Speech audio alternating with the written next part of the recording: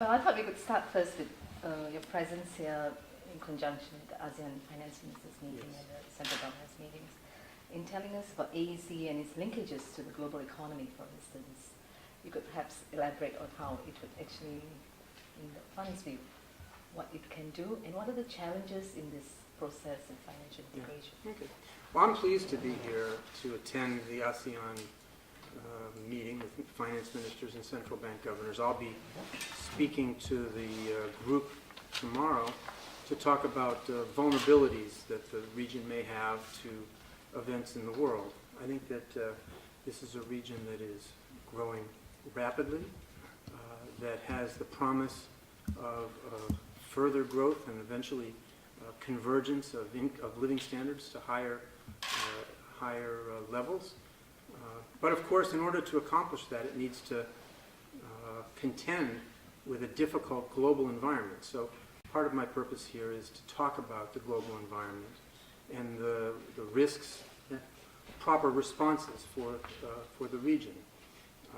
The region, I think, if it works together and continues the process of integration, the countries in the region can all help each other and can achieve more working together than they might be able to individually. And by more, I mean more rapid rates of growth. And there are trade integration opportunities, there are financial integration opportunities.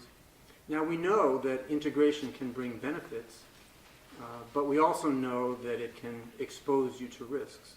So an important part of designing the integration is to be careful. So I'll have some messages about what to be alert about in what's going on in the global economy and the ways in which the design of integration and the execution of integration can be done in a way that the region gets the opportunities that come from openness and integration, but can limit the risks that come from it as well. In the trade process, there are a lot of difficulties, yet even after decades, you still have non-tariff barriers still hampering the whole process, actually. In financial integration, what kind of stumbling blocks do you see, actually? Is it the differences of developments we have? I think you put your finger on the right points, that in trade, tariff reduction has gone a long way. The question is whether there are other forms of liberalization, eliminating non-tariff barriers, taking steps to increase and improve the prospects for trade and services.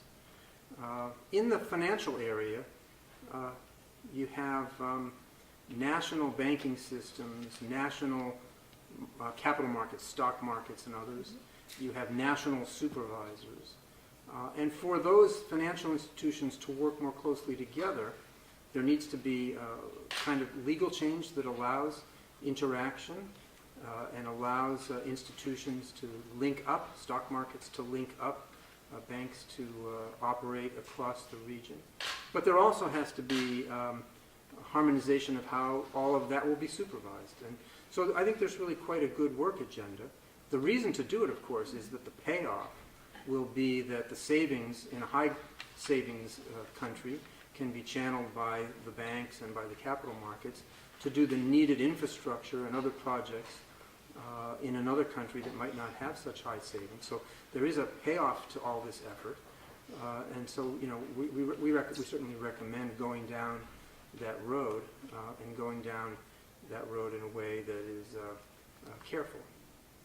Sorry, how is the fund going to play a role in this? Well, we have a policy dialogue every year with each country in which we talk about the strengths of an economy, the weaknesses of an economy, the challenges that come from the global economy. We provide a lot of technical assistance, even in some of the areas that you just mentioned. We provide technical assistance in the area of capital banking and capital market supervision. So, you know, there are many different ways. I mean, my contribution here tomorrow, I hope, will be of interest to people, simply to bring and put before the ministers and governors a view of what's going on in the world that might leave countries in the region vulnerable, and how they can prepare to to deal with what might come in 2015 and 2016. Maybe Mr. Chen, you could comment on Malaysia's initiatives on basically the plunging oil prices. How do you see Malaysia's initiative as compared to the other oil-producing countries? I think that Malaysia has had a shock, the oil price decline that is an important one. And I think that the country has responded in an appropriate way. Just to be clear, the oil price decline is negative for Malaysia because it's an exporting country, so the proceeds that it receives are lower. But at the same time, some Malaysians gain from the lower oil price because, after all, people buy gasoline, kerosene, and so on. And the companies that manufacture use fuel as an input in production, and the costs are lower. So there are pluses and minuses, but surely the minuses outweigh. Now, what the country's done in the face of this decline is first to protect the budget, because much of or an important part of the revenue base of the country comes from the energy sector. They've reduced energy subsidies as a way of protecting the budget, and there's the process underway for the GST, the Generalized Sales Tax, to make sure that the budget is not adversely affected by the oil price decline. The other thing that's happened is that given the way the central bank manages monetary and exchange rate policy, the exchange rate has depreciated somewhat.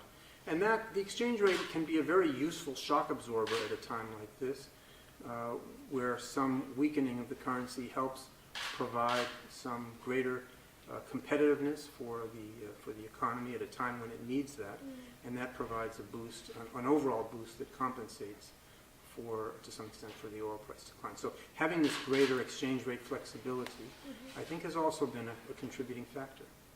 What if it stretches more than 6 months? These depressed oil prices?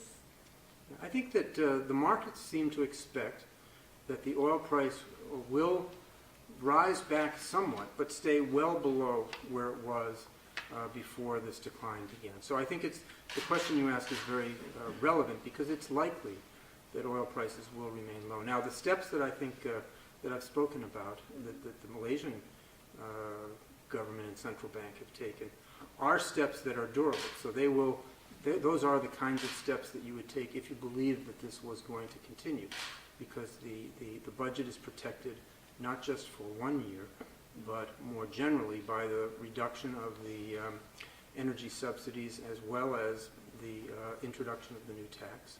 And the exchange rate can move. If the oil price were to go down a little more, it could move a little more. If it were to go back up, it could adjust somewhat. So that's a flexible way to react. So I think that it certainly is, if it is sustained, it is a loss for Malaysia. When you sell an export product for less, that's a loss. But I think it's one that the economy is in pretty good shape to weather pretty well. So you don't think there's a need for more reforms, perhaps? Maybe? No, that's a separate. Reform is a separate question. I think it is certainly the case that the growth rate has gone down a bit with this in this most recent period. I think that the economy is likely to recover somewhat. But there is a deeper question, which is, can the growth rate of Malaysia be pushed to a steeper trajectory so that the economy living standards in the economy can converge towards advanced country levels more rapidly? Now, for that, one needs a whole range of policies, not just good macroeconomic management, but to educate people, especially in science, technology, math, etc., to build infrastructure that will support a more rapidly growing private sector,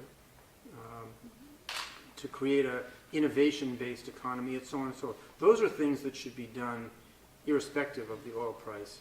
I think those are things that the country is working on, and I think there'll be a real payoff to those efforts. I think that the growth rate of the country right now is and the prospective growth rate is sufficiently rapid that the country's debt should be a sustainable one, and one that the government, and one where the public finances will not come into question.